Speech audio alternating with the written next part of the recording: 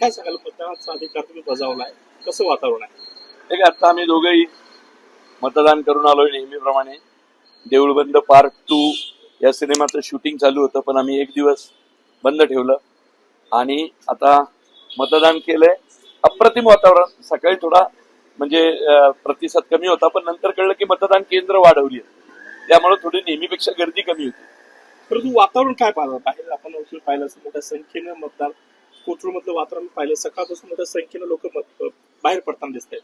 नाही, पुण्यामध्ये मतदानाचा टक्केवारी चांगली राहील आणि मतदार होतंय, कारण लोकांना जे पाहिजे त्यांच्या मनातलं सरकार, मनातला महापौर, मनातलं स्टँडिंग कमिटी हे आणण्यासाठी लोक गर्दीने बाहेर पडलेत. कारण ही शेवटी गल्ली बोळातलं जे काम असतं त्याची इलेक्शन आहे. 9 वर्षानंतर पुणे महानगरपालिकेसाठी मतदान होते.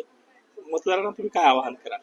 नाही, मतदान केलंच पाहिजे. कसं होतंय, आता लोकसभा झाली, विधानसभा झाली, रोजच्या सोशल मीडियावरच्या त्यांच्या गप्पा टप्पा टॉक भांडणं यांनी कदाचित लोक थोडीशी अस्वस्थ होतात. पण अस्वस्थ असलं तरी तुम्हाला मतदान तर करावंच लागेल, कारण जर मतदान केलं नाही तर नंतर बोलण्याचा अधिकार पण राहत नाही.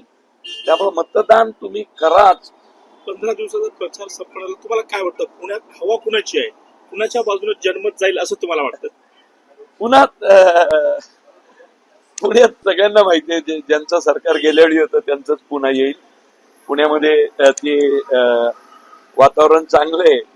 फक्त जरा कसं दादागिरी का अण्णागिरी हे जोरात वातावरण चाललं पुण्यात, त्यामुळं काही नाही. इलेक्शनच्या आधी जरा मजा आली, त्यामुळे प्रचारात दादागिरी का अण्णागिरी हा शब्द वापरलाय. कधी नव्हे तो पुण्याच्या मतदानात तो आपल्याला एक काय म्हणू शकतो जुगलबंदी पाहायला मिळाली. काय वाटतं, 5 वर्षात आधीचं भाजपची सरकार, त्याच्या आधी दोन्हीचं सरकार होतं, कुठल्या सरकारच्या काळामध्ये पुण्याचा भरभराट झाला किंवा पुण्याचा विकास झाला असे मुद्दे होते?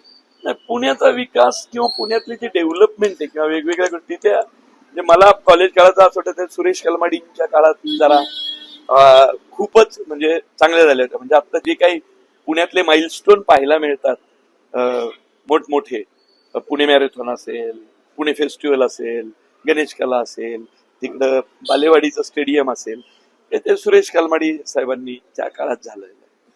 त्यामुळे तेव्हा डेव्हलपमेंट चांगली आली. आता मुरली अण्णा जोरात फाईट देतोय. शेवटी पैलवान आहे ना तो, आणि दादा पण कसे जोरात आहेत ना तिकडं. त्यामुळं अजितदादांची आणि मुरली अण्णांची हे पाहायला मजा आली. म्हणजे सगळ्यांनाच, आणि कुणी कमरेखाली नाही गेलं दोघही. म्हणजे ते कौतुक केलं पाहिजे की कुणी कमरेखाली न जाता एकमेकांचा आप राखत हे झालं. म्हणून मी मगाशी गमतीने बायकोलाही म्हणालो की यंदाच्या इलेक्शन मध्ये तुंबळ महायुद्ध झालं पण रक्तपात नाही झालं. कसं एकमेकाच्या सामंजस्याने लढाया झाल्या. आज तू माझ्यावर 2 बाण सोड, मी उद्या तुझ्यावर सोडतो, असं. परंतु आता पुण्यात दादागिरी कारणागिरी काय पाहायला मिळेल तुम्हाला? इथून पुढच्या काळात काय असेल? नाही, पुण्यात मुरलीधर मोहोळ जोरात राहतील. म्हणजे माझा मित्र आहे म्हणून नाही सांगत. एकंदर राजकारणातली प्रगल्भता त्याच्याकडे आता खूपच सुंदर स्वरूपात आलेली आहे. खूप जबाबदार स्टेटमेंट करतो, मोठमोठे योद्धे अंगावर घेतो. कसं आहे का, लढाई छोटी मोठी करत नाही, तो मोठा योद्धा अंगावर घेतो. आता अजितदादा काही छोटा माणूस नाही हो, राजकारणातला केवढा आणि काम करणार. अजितदादाही काम करणारा माणूस आहे. त्यामुळे मजा काय येणार आहे की मुरली अण्णाचं नवं नेतृत्व आणि दादांचा हे, आणि हे काय होय, हे उद्या 16 तारखेपर्यंत, नंतर काय परत लोकसभा विधानसभा एकत्रच लढायचे आहेत. या निवडणुकीत पैशांचा भडीमार झालाय, सामान्यांपर्यंतचे पैसे पोहोचलाय किंवा एका प्रभावावर कोट्यवधी रुपयांचा खर्च होतो, याकडे कसं बघताय? हे मी ज्या भागात राहतो कोथरूड मध्ये, इथं म्हणजे आम्हाला कोण पैसे द्यायला येणार हो, आम्हाला पैसे द्यायला लावतील, बरोबर की नाही? त्यामुळे कोथरूड किंवा इकडं डाणूकर किंवा आमचा हा डेक्कन परिसर इकडं हा येत नाही, पण पुण्याच्या भागात कानावर येतं. असं चाललंय, तसं चाललं असेल तर ते खूप खेदाची गोष्ट आहे. म्हणजे एकंदरच निवडणूक प्रक्रियेसाठी पैसे ही खूप खेदाची गोष्ट आहे.